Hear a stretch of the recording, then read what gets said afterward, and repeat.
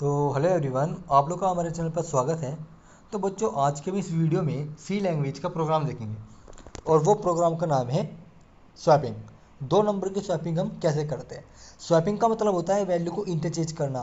कि अगर हमारे पास 2 वैल्यू है, ए में 1 वैल्यू है और बी में 2 वैल्यू है। ए में 1 है, बी में 2 है, तो ए में वैल्यू 2 चली जाए, बी में वैल्यू 1 चली जाए। तो इसका प्रोग्राम देखेंगे। तो चलिए बच्चे, शुरू करते हैं। और वीडियो को शुरू करने से पहले अगर आप हमारे चैनल पर नए हो, वीडियो को लाइक करें, शेयर करें, कमेंट करें और सब्सक्राइब करना ना भूलें हमारे चैनल को।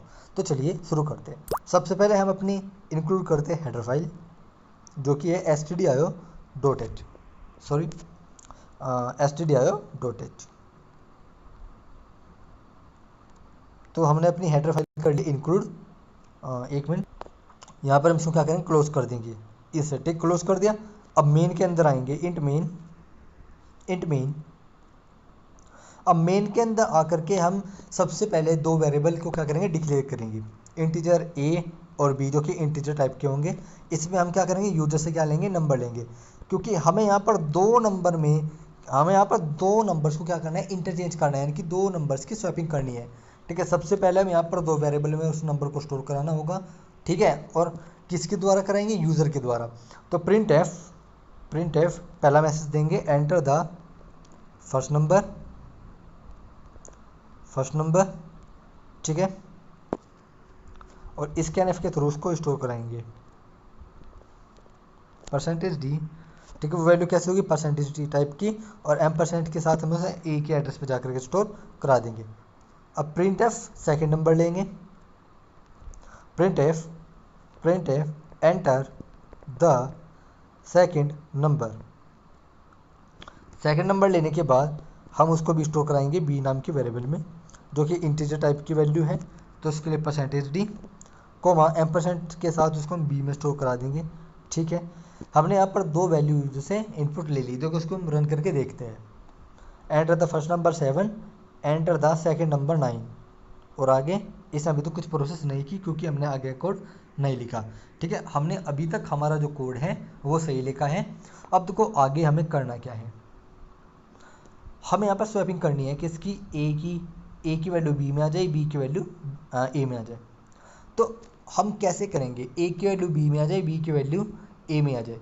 तो हमें यहाँ पर क्या लेना होगा, एक तीसरा वेरिएबल लेना होगा। ठीक है, हमें यहाँ पर तीसरा वेरिएबल लेना होगा। अब देखो हमने यहाँ पर तीसरा वेरिएबल सी लिया, उसको हमने क्या कर दिया, डिक्लेयर कर दिया। अब देखो यहाँ पर तीसरा वेरिएबल लेने की क्या इच्छा हुई हमारी, क्यों हमने इसको लिया। देखो ए में वैल्यू 1 है और बी की वैल्यू क्या है, 2 है। अगर हम इसको इंटरचेंज कराना है तो अब हम ऐसे तो करेंगे नहीं कि हमने यहाँ पर लिख दिया ए इक्वल टू बी। अगर हम ऐसे लिखेंगे तो ए में वैल्यू बी की आ जाएगी। ठीक है, ए में बी की तो वैल्यू असाइन हो जाएगी, पर बी में ए की वैल्यू असाइन नहीं हो पाएगी। ठीक है, अब ए इक्वल टू बी लिख दिया और फिर हमने इसके बाद क्या लिख दिया, बी इक्वल टू ए लिख दिया। आप लोग ऐसे करने की कोशिश करोगे। ठीक है, ए में क्या होगी, बी की वैल्यू आ जाएगी, बट बी में जब आप ए को डालोगे तो बी और ए की वैल्यू क्या रहेगी, तब भी सेम ही रहेगी। बी की जो वैल्यू 2 है, लेट कर लो कि ए में वैल्यू 1 है, बी की वैल्यू 2 है।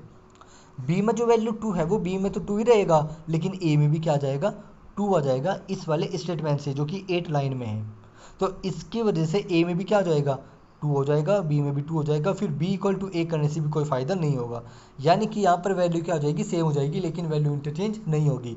तो इसका एक तरीका क्या है, तीसरा वेरिएबल अगर हम ले लें, हम क्या करेंगे, बी की वैल्यू को हम सी में स्टोर करा लेंगे।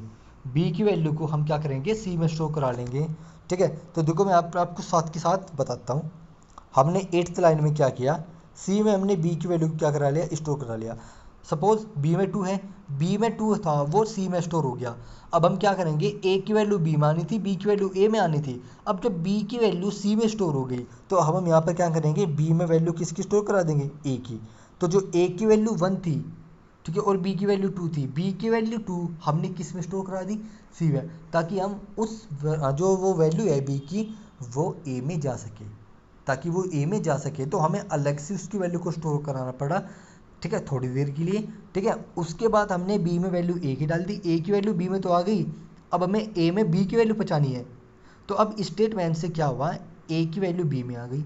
अब हमें क्या करना है, बी की वैल्यू को ए में पहुँचाना है। बी में क्या था, 2 था। अब जो बी में 2 था वो हमने पहले ही सी में स्टोर करके रखा, क्योंकि हमें पता था कि अगर हम इसमें से किसी भी ए और बी में से हम जिसमें से एक वैल्यू को दूसरे में डालेंगे तो वैल्यू क्या हो जाएगी, इक्वल हो जाएगी। तो यहाँ पर ए की वैल्यू को हमने बी में डाला तो बी में क्या हो गया 2 हो गया, ए में सॉरी बी में क्या हो गया 1 हो गया, ए में भी क्या था पहले से 1 है।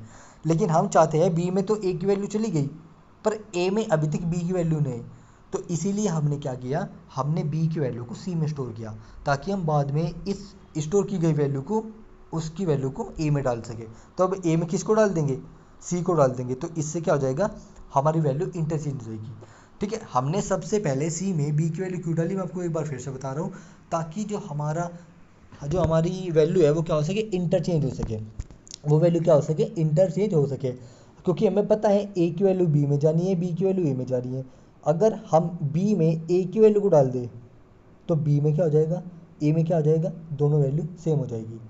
ठीक है, अगर हम बी की वैल्यू को सी में ना डालते तो जो दूसरी वैल्यू थी वो क्या हो जाती, लॉस्ट हो जाती, जिसकी वजह से ए और बी की वैल्यू सेम हो जाती और वैल्यू इंटरचेंज ना हो पाती। तो इसलिए हमने बी की वैल्यू को सी में स्टोर कर लिया और बी में हमने ए को डाल दिया। बी में ए की तो वैल्यू आ गई पर ए में अभी तक बी की वैल्यू नहीं आई, तो इसलिए हमने बी की वैल्यू को पहले ही सी में स्टोर कर लिया था ताकि हम बी की वैल्यू को ए में डाल सकें। क्यों, क्योंकि बी में तो ए की वैल्यू आ जाएगी जब हम ए को बी में असाइन करेंगे, पर ए में जब हम बी को असाइन करेंगे तो ए में बी की वैल्यू नहीं आ पाएगी। इसलिए हम तीसरे वेरिएबल यूज़ करके हमने बी की वैल्यू को सी में स्टोर किया और सी के थ्रू हमने बी की वैल्यू को ए में स्टोर करा दिया। तो देखो यहाँ पर ए और सी, ए में वैल्यू किसकी आ गई, बी की आ गई, और यहाँ पर बी की वैल्यू किस में आ गई, सॉरी ए की वैल्यू किस में आ गई, बी में आ गई। 9th स्टेटमेंट से ए की वैल्यू बी में चली गई और 10 स्टेटमेंट से बी की वैल्यू किस में चली गई, ए में चली गई। और इसमें हमने सारा किसका लिया, थर्ड वेरिएबल का लिया, जो कि है 8 नंबर पे जो हमारी इंस्ट्रक्शंस है ये लिखी हुई है। इसकी हेल्प से हमने बी की वैल्यू को पहले सी में स्टोर कर लिया और फिर सी की वैल्यू को डायरेक्ट हमने ए में स्टोर करा दिया। ठीक है, लेकिन उससे पहले हमने ए की वैल्यू को बी में असाइन कराया, जिसकी वजह से वैल्यू क्या हो गई, इंटरचेंज हो गई। ठीक है, अब देखो हम यहाँ पर क्या लिखेंगे, प्रिंट एफ, वैल्यू को क्या करना है, प्रिंट कराना है, वैल्यू को प्रिंट कराना है। तो प्रिंट एफ वैल्यू किस टाइप की है, परसेंटेज डी, वैल्यू कितनी है, 2 है, वैल्यू कितनी है, 2 है, परसेंटेज डी। ठीक है, परसेंटेज डी, तो ये लिखो। ठीक है, और कोमा ए कोमा बी, हम यहाँ पर क्या लिखेंगे, ए कोमा बी, क्योंकि वैल्यूज क्या है, ए और बी है, ए और बी के एड्रेस पे जाकर के वैल्यू को उठा लेगा। और इससे पहले लिखेंगे द इंटरचेंज वैल्यूज आर, ठीक है, और इसके बीच में क्या डाल देंगे, कोमा डाल देंगे। ठीक है, जिससे कि वैल्यू क्या हो जाए, सेपरेट हो जाए। तो हमारा प्रोग्राम हो गया कंप्लीट, रन कर दे इसको। पहला नंबर मैंने ले लिया 78, ठीक है, दूसरा नंबर मैंने ले लिया 43। तो देखो द इंटरचेंज वैल्यूज आर 43 और 78। हमने सबसे पहला नंबर 78 लिया जो कि ए में स्टोर हुआ, हमने सेकंड नंबर 43 लिया जो कि बी में स्टोर हुआ, और यहाँ पर देखो द इंटरचेंज वैल्यूज आर 43 78, यानी कि ए की वैल्यू पहले प्रिंट हुई, यानी कि ए में बी की वैल्यू असाइन हो गई और बी में ए की वैल्यू असाइन हो गई। हमने यहाँ पर लास्ट स्टेटमेंट में जो कि 11th लाइन है, हमने इसमें क्या लिखा, ए कोमा बी, यानी कि ए की वैल्यू पहले प्रिंट होगी, बी की वैल्यू क्या होगी, बाद में प्रिंट होगी। पर हमने यहाँ पर ए में क्या लिया था, पहला नंबर फर्स्ट नंबर ए में स्टोर था और सेकंड नंबर बी में स्टोर था। देखो 6th और 5th और 7th लाइन को। ठीक है, और इसके बाद देखो ए में 78 आया, बी में 43 आया, और इसके बाद हमने क्या किया, वैल्यू को इंटरचेंज किया प्रोसेस के थ्रू, और 43 78 हमारी इंटरचेंज वैल्यू क्या हो गई, प्रिंट हो गई। यानी कि हमने क्या कर दी, स्वैपिंग कर दी। तो देखो इस प्रोग्राम में हमने जो भी मेथड यूज़ किया है वो using the help of third variable किया है। जो नेक्स्ट वीडियो में बना करके लेकर के आऊँगा, विदाउट थर्ड वेरिएबल हम कैसे वैल्यू को इंटरचेंज कर सकते हैं वो भी मैं आपको बताऊँगा। तो आई होप आप लोग को हमारी वीडियो पसंद आई होगी। तो वीडियो को लाइक करना, शेयर करना, कमेंट करना और चैनल को सब्सक्राइब जरूर करना, और उसको ज़्यादा से ज़्यादा बच्चों तक जरूर शेयर करें। ठीक है, आप हमें ज़्यादा से ज़्यादा ग्रो करें, क्योंकि हमारी उम्मीद आप ही से है कि आप हमारा चैनल ग्रो करने में हमारी हेल्प करोगे। तो चलिए स्टूडेंट्स, चलते फिर, thank you for watching video.